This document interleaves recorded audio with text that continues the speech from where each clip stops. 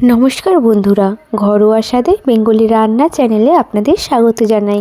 আজকের রেসিপি হলো পাবদা মাছের তেল ঝাল। আমরা কম বেশি সবাই কিন্তু পাবদা মাছ খেতে ভীষণ ভালোবাসি, আর সেটা যদি হয় তেল ঝাল তাহলে তো কোনো কথাই হবে না।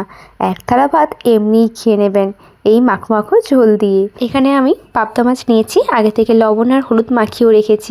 একদম ঘরোয়া উপকরণ দিয়েই কিন্তু এই পাবদা মাছের তেল ঝালটি আমি করব। যা যা লেগেছে তা হলো পেঁয়াজ কুচি, চেরা কাঁচা লঙ্কা, টমেটো কুচি, ধনেপাতা কুচি, 1 টেবিল স্পুন আদা বাটা, 1 টেবিল স্পুন রসুন বাটা।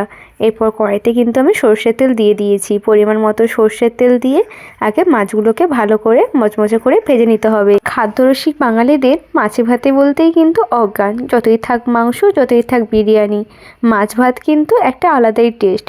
মিডিয়াম টু হাই ফ্লেমে আমি মাছগুলোকে এখন ভেজে নিচ্ছি। এক পাশ ভালোভাবে ভাজা হয়ে যাওয়ার পর কিন্তু উল্টে পাল্টে নিতে হবে।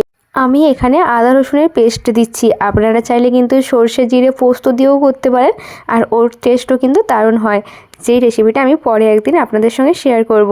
তো এখন আমার মাছগুলো ভাজা হয়ে গেছে। ওই কড়াইতে আরও কিছুটা সর্ষের তেল দিয়ে সমস্ত উপকরণগুলো দিয়ে দিচ্ছি। প্রথমে দিলাম পেঁয়াজ কুচি।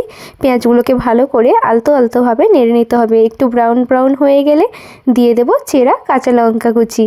আমি এখানে 4টে চেরা কাঁচা লঙ্কা দিয়েছি, যে যার স্বাদ অনুযায়ী এবং ঝাল অনুযায়ী কাঁচা লঙ্কাটা দেবেন।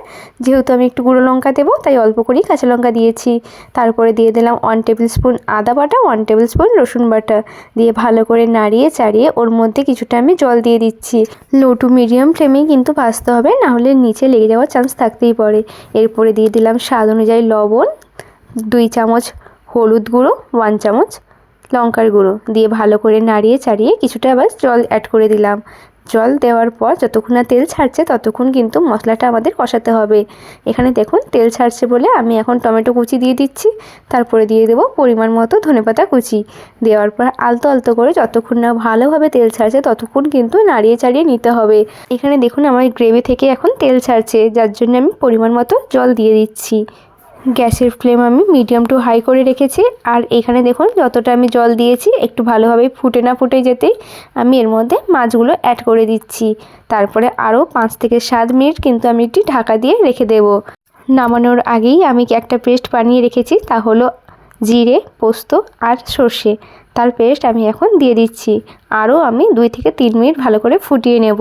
তো এখানে দেখুন আমার প্রায় তেল ঝাল কমপ্লিট হয়ে গেছে। আশা করছি আজকের এই ভিডিওটা আপনাদের খুব ভালো লেগেছে, আর খেতেও কিন্তু এটা খুব দারুণ হয়েছে। এই রকম নতুন ভিডিও পাওয়ার জন্য আমার চ্যানেলটিকে অবশ্যই কিন্তু সাবস্ক্রাইব করতে হবে, আর বাড়িতেই কিন্তু এই রেসিপিটা অবশ্যই ট্রাই করবেন। আর এই রেসিপিটা যদি ভালো লেগে থাকে অবশ্যই একটা লাইকও করে যাবেন। ধন্যবাদ।